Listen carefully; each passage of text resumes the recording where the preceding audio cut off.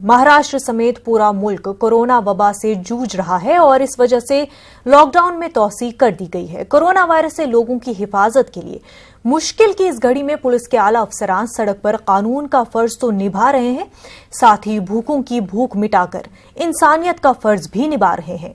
महाराष्ट्र के मारूफ IPS officer कैसर खालिद अपनी तंजीम पासबान अदब के जरिए रोजाना 15,000 लोगों में खाना तकसीम कर रहे हैं। ख्याल रहे कि लॉकडाउन की वजह से सबसे ज्यादा गरीब तबका मुतासिर हुआ है। कैसर खालिद और उनकी टीम मुंबई और उससे मुतसल इलाकों में जरूरतमंदों को खाना फराहम कर रहे हैं। तंजीम के रुकन अरशद खान अपने साथियों के साथ घरों तक पहुंच रहे हैं और फूड पैकेट के अलावा राशन किट भी तकसीम कर रहे हैं। ये तमाम काम कैसर खालिद की सरबराही में अंजाम दिया जा रहा है। कैसर खालिद इस वक्त हमारे साथ जुड़ चुके हैं। कैसर खालिद साहब, आपका न्यूज़ 18 उर्दू में खैर मकदम है। सबसे पहले तो कैसर साहब आपसे ये जानना चाहूंगी कि कोरोना के जो क्राइसिस महाराष्ट्र में है उससे पुलिस डिपार्टमेंट सिक्योरिटी के लिहाज से किस तरह से हैंडल कर रही है? देखिए, कोरोना को फैलने से रोकने के लिए जो सबसे जरूरी चीज है वो है लॉकडाउन जी। कि लोगों से नजदीक का कांटेक्ट दूर किया जाए जी। उस वजह से आप देखिएगा कि रोड्स पे बहुत ज्यादा नाकाबंदी है और जिस एरिया में इफेक्ट ज्यादा है उस एरिया से बाहर निकलने में भी काफी ज्यादा सख्ती बरती जा रही है जी। अब आदमी एक किस्म की लाइफ का आप ये कहें कि आदी हो जाता है कि निकलना घूमना फिरना ये उसके मामूल में शामिल होता है जी। दूसरी प्रॉब्लम या दूसरी बड़ी मुश्किल जो शहरों में है वो ये है कि घर बहुत छोटे छोटे होते हैं और फैमिली साइज बड़ी होती है। बल्कि अगर आप ईस्टर्न सबब में जाइएगा मुंबई के शिवाजी नगर, गोवंडी, चेंबूर, टोंबे, चीता कैंप, मानखुर्द, ये जो एरियाज हैं ये ज्यादातर वर्कर के एरियाज हैं। जरी के वर्कर हैं, टेलरिंग के वर्कर हैं, लेदर के वर्कर हैं। अब एक रूम में 15-20 बच्चे रहते हैं।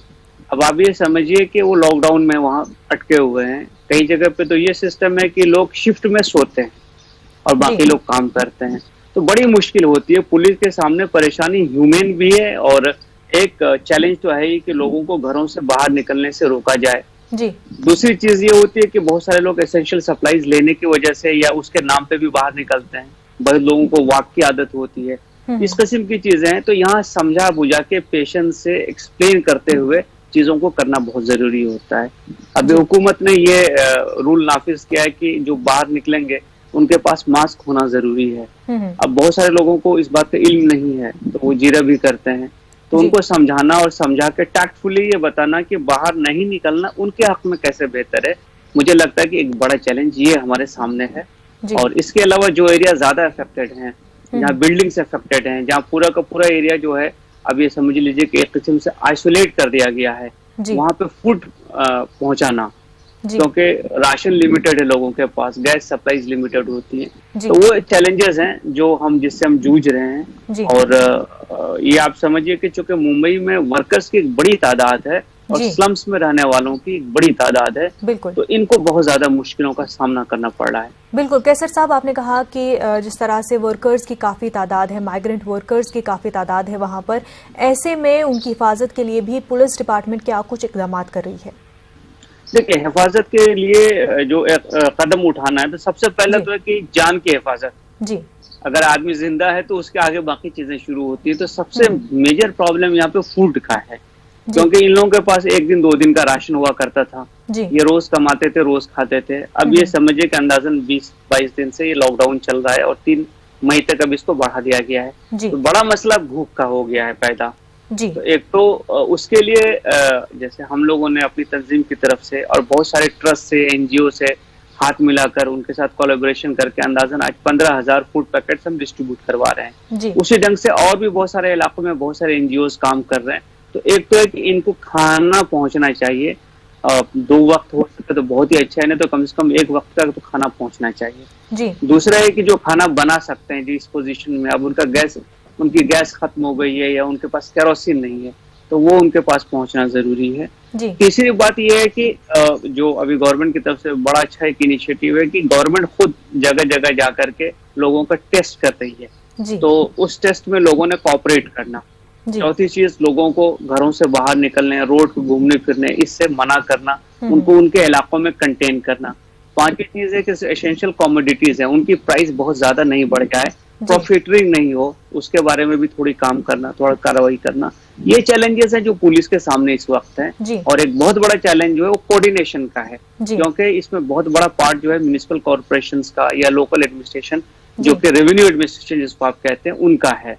ऐसे हालात में उनके साथ कोऑर्डिनेट करते हुए, समझिए कि जैसे मैं एक मिसाल बता रहा हूँ कि आपने लोगों को आइसोलेट कर दिया, अब जो है उनको एक सेंटर पे ले जाया गया है जहाँ उनको क्वारंटीन कर दिया गया है। अब 14 दिन हो गए, 14 दिन के बाद अगर उनकी रिपोर्ट निगेटिव हो गई तो अब उनको ख्वाहिश क्या होती है कि उनको घर जाना है। अब घर जाने के लिए क्या प्रोसीजर है, अगर उनको वहां से निकलना है तो उसके बारे में उनको इत्तला देना बहुत जरूरी है कि ये प्रोसीजर है, ये फॉर्म है, इस ढंग से अप्लाई होता है, आप ऐसे करेंगे तो जा सकते हैं, इससे आपको फॉर्म मिल जाएगा। दूसरी जो इमरजेंसीज है जैसे डेथ है, सीरियस मेडिकल इमरजेंसी है, ऐसे चीजों में ऐसे वक्त में लोगों को निकलना पड़ता है, जाना पड़ता है, वो जरूरी होता है, तो उस वक्त उनको परमिशन कैसे मिलेगी। रिलीफ डिस्ट्रीब्यूशन में जो लोग लगे हुए हैं, जो गाड़ियां लगी हुई हैं, उनको परमिशन का क्या सिस्टम होगा। तो इस इंफॉर्मेशन को चैनलाइज करना और ये इंफॉर्मेशन लोगों तक पहुंचाना, मुझे लगता है ये भी बहुत जरूरी चीज है। तो ये कोशिश पुलिस कर रही है। कैसर साहब, बांद्रा में जो भीड़ उमड़ आई थी, क्या उस सिचुएशन को बेहतर तरीके से हैंडल किया जा सकता था, मोर इफेक्टिवली वो सिचुएशन हैंडल की जा सकती थी?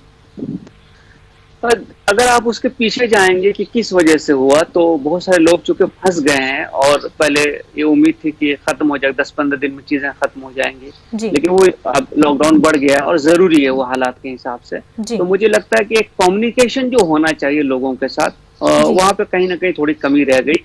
हमें उनको कम्युनिकेट करना पड़ेगा कि भाई ये इस सूरत की वजह से, इन हालात की वजह से इसको बढ़ाया गया है, और उनकी जो परेशानियां हैं, खाने की परेशानी जो सबसे ज्यादा है, उन परेशानियों को दूर करने के लिए भी हमको कुछ न कुछ सिस्टम जनरेट करना पड़ेगा, चाहे एनजीओ से, चाहे ट्रस्ट से, चाहे प्राइवेट लोगों से, चाहे खुद गवर्नमेंट जो राशन सप्लाई कर रही है, या बहुत सारे पॉलिटिकल पार्टीज लोग खाना सप्लाई कर रहे हैं। तो उन सबको कहीं ना कहीं हमको एक प्लेटफॉर्म पे लाना पड़ेगा, और जो नीडी हैं और जो सप्लाई कर रहे हैं, उन दोनों को एक साथ जोड़ना पड़ेगा।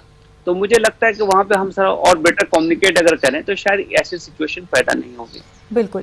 कैसर साहब, कुछ ऐसे इंसिडेंट्स हमने देखे जहां पर पुलिस पर जो है पथराव किया गया, या इस तरह के जो वायलेंट रिएक्शन देखने को मिले, पुलिस किस तरह से इन सिचुएशन से निपटती है? देखिए, एक तो पेशेंस बहुत जरूरी है। मैं खुद बता दूं कि चूंकि जैसे मुंबई के की मिसाल आप ले लीजिए कि यहाँ हमारे जो कांस्टेबलरी है ये ट्रेन से सफर करते हैं, ये दूर दूर रहते हैं और अमूमन ट्रेन से आते थे। अब ट्रेन बंद हो गई है लेकिन ड्यूटी बंद नहीं हुई है।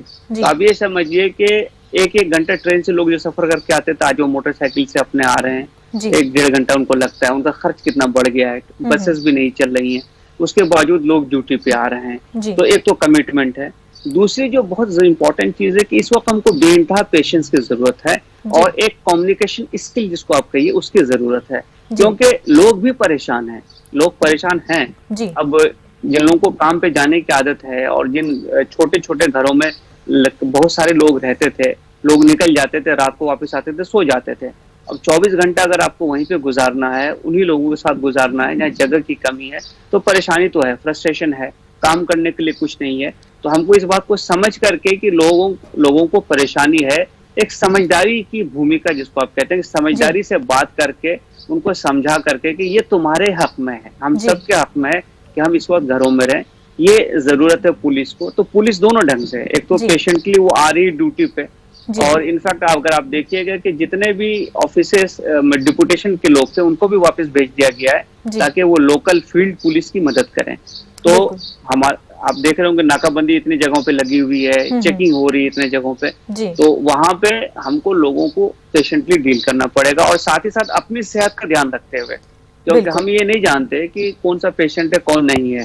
तो हमको अपनी सेहत को, अपने पोस्ट को सैनिटाइज करते हुए, सेफ्टी प्रिकॉशंस लेते हुए, लोगों को समझाकर और मदद करने की एक रोल में उनके साथ पेश आना बहुत जरूरी है। ये वक्त पुलिस के लिए भी बड़ा इम्तिहान का और मुश्किल का है। बिल्कुल कैसर साहब, और जिस तरह से कहा आपने कि अपनी सेहत का भी ध्यान रखना है, तो हॉटस्पॉट्स इलाकों में जहां पर सिक्योरिटी को, पुलिस को तैनात किया गया है, वहां पर ज्यादा रिस्क में है पुलिस पर्सनल, तो उनकी सेफ्टी के लिए किस तरह के इकदाम किए जा रहे हैं? एक तो जो सिस्टम्स किया गया है कि सबको मास्क दिया गया है जी, सैनिटाइजर्स दिए गए हैं और बहुत सारी जगहों पर आप देखिएगा हैंड्स ग्लव्स भी दिए गए हैं जी, तो ये तो चीजें प्रोवाइड की गई हैं। उसके अलावा उनके खाने का इंतजाम भी जरूरी है, खाने का इंतजाम किया गया है। बहुत सारे वॉलंटियर ऑर्गेनाइजेशंस भी इसमें जुड़े हुए हैं, डिपार्टमेंट खुद जुड़ा हुआ है।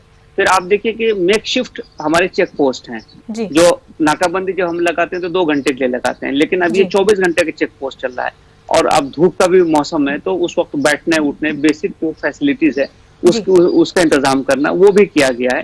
तो अगर आप देखिएगा ओवरऑल तो अपने आप को बचाते हुए सेफ रखते हुए लोगों की मदद कैसे कर सकते हैं, उनको कैसे समझा करके कन्विंस करके कि ये चीज उनके हक में की जा रही है, उनको अपने घरों में उनका अपने इलाकों में कैसे हम कन्फाइन कर सकें और कैसे पेशेंटली लोग जो एजिटेट हो रहे हैं उनको डील कर सकें। तो ये पुलिस की भी बड़ी चैलेंज है और मुझे खुशी है कि आज अंदाजन अब ये समझ लीजिए 24 तारीख से लॉकडाउन चल रहा है तो 20 और 26 दिन हो गया, लेकिन आपको ऐसे इंसिडेंट नहीं मिलेंगे पुलिस ने किसी को मारपीट किए और कुछ किया। शुरू में कुछ इंसिडेंट हुए थे, लेकिन जब ब्रीफिंग प्रॉपर हो गई कि ये हम लोगों के लिए है, लोगों को समझाना हमारा काम है, उनको अपने घरों तक रोकना हमारा काम है, तो उसके बाद आप देखिए कि पूरे मुल्क में काफी स्मूथली ये लॉकडाउन का इम्प्लीमेंटेशन चल रहा है। बिल्कुल। कैसर साहब, अगर एक और चैलेंज की बात करें तो पुलिस को इस वक्त ओवर टाइम करना पड़ रहा है, अपनी ड्यूटी से ज्यादा वक्त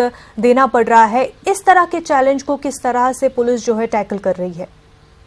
देखिए, मुझे बहुत खुशी है कि एक ऐसा ऑर्गेनाइजेशन है कि जब मुल्क को जरूरत पड़ती है तो हम अपना जाती आराम उसको भूल जाते हैं जी। ये तो अब 26 दिनों से चल रहा है और महाराष्ट्र में तो अंदाजन अब 1 महीना हो गया, क्योंकि 20 तारीख से ही हमारा लॉकडाउन है जी। तो 1 महीने से अब ये देखिएगा कि चेहरे पे शिकन लोगों को नहीं आएगी, क्योंकि ये नेशनल इमरजेंसी है, एक किस्म की एक क्राइसिस है और इसमें डिपार्टमेंट की तरफ से जो ताउन किया जाना चाहिए वो लोग कर रहे हैं। और मुझे खुशी है कि इसमें जबकि दुश्वारी भी हो गई, घर दूर दूर हैं, ज्यादा वक्त लगता है, पैसे भी ज्यादा खर्च हो रहे हैं, आने जाने में पेट्रोल लग रहा है जी। तो उसके बावजूद डिपार्टमेंट जो है मुस्तैदी से काम कर रहा है और पूरी डेडिकेशन से काम कर रहा है और ये पुलिस की फितरत शुरू से रही है। इसके बारे में तो मैं शुक्रगुजार हूँ इस ऑर्गेनाइजेशन का और मुझे खुशी है कि मैं इस ऑर्गेनाइजेशन से बिलोंग करता हूँ जो कि मुल्क की खिदमत के लिए जी। और पूरा मुल्क शुक्रगुजार है पूरे पुलिस डिपार्टमेंट का। साथ ही आप अपनी तंजीम पासबान अदब के साथ ह्यूमैनिटेरियन काम भी अंजाम दे रहे हैं, कितना जरूरी है इस वक्त में? देखिए, जो ईस्टर्न सब है मुंबई का, मैं वहाँ का 3 साल एडिशनल कमिश्नर था, तो मुझे मालूम है कि वो इलाका एक मुंबई के करीब तरीन इलाका है। स्लम्स की तादाद सबसे ज्यादा वहाँ पे है, वर्कर्स सबसे ज्यादा वहाँ पे हैं और बहुत गुंजान आबादी है, बहुत घनी आबादी है जी।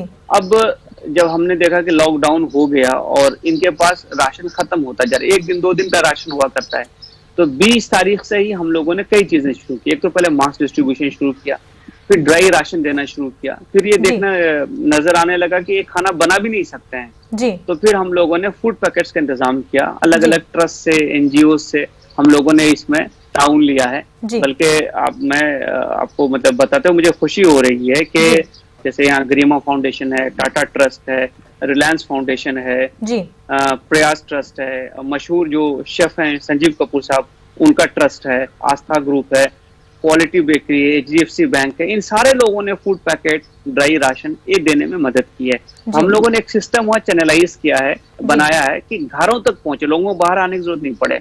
हमारे पास आज के दिन में डेटा है कि किस घर में कितने लोग हैं और उस हिसाब से हमने कोऑर्डिनेटर, कोई 50 घरों पे एक कोऑर्डिनेटर रखा है जो आप राशन लेके जाते हैं या खाना लेके जाते हैं और घर में दे के आते हैं जी। इसके अलावा जो इम्पोर्टेंट चीज है कि चूंकि देखिए गुंजान महल है, तंग गलियां हैं, तो हम लोगों ने स्कूटर का सिस्टम मैनेज किया वहाँ पे। एक्टिवा स्कूटर है हमारे पास, तो हम स्कूटर से हमारे वॉलंटियर खाना लेते हैं, जाते हैं, 50 घरों में डिस्ट्रीब्यूट करके आ जाते हैं। तो इस किस्म से लोग घर से बाहर नहीं निकले, घरों में रहें, घरों तक उनका खाना पहुंच जाए और खाना अच्छी क्वालिटी का हो, न्यूट्रिशियस हो। इस किस्म से हम लोगों ने कोशिश की है और मैं बहुत शुक्रगुजार हूँ इन तमाम फाउंडेशंस का और ट्रस्ट का कि इन लोगों ने इसमें बड़ी मदद की है। तो खाना किचन से कलेक्ट करवाते हैं हम लोग, उसको डिस्ट्रीब्यूट करवाते हैं, घरों तक पहुंचवाते हैं और ये रिक्वेस्ट करते हैं कि कोरोना से बचने के लिए आपको क्या करना है उस हिसाब से आप उसको फॉलो करें।